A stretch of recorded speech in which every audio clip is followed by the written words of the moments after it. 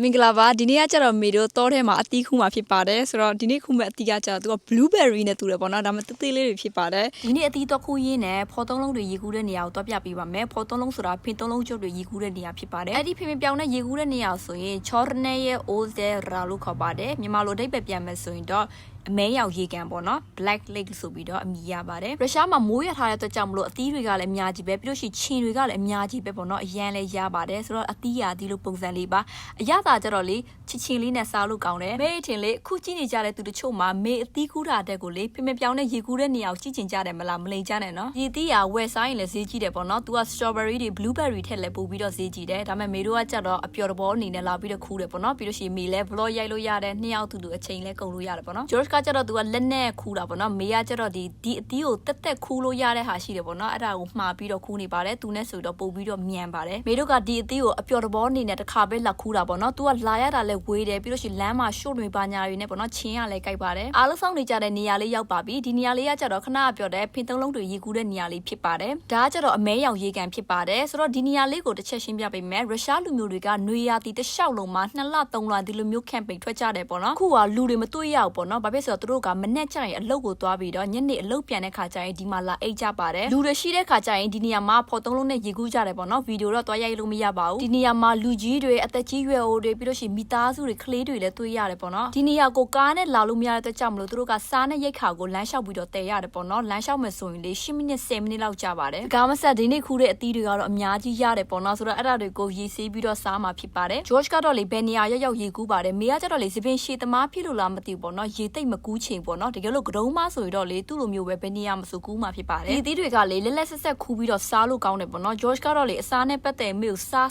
ဆိုတာကြီးပါပဲ George ကပြန်ခံပြီးနောက်ရေကန်မှာရေထက်ကူးလိုက်ပါတယ်ဆိုတော့ဖင်သုံးလုံးတွေမကြည့်ရလဲစိတ်မကောင်းဖြစ်ပါနဲ့ဒီနေ့တလောက်ပါပဲအားလုံးပကပက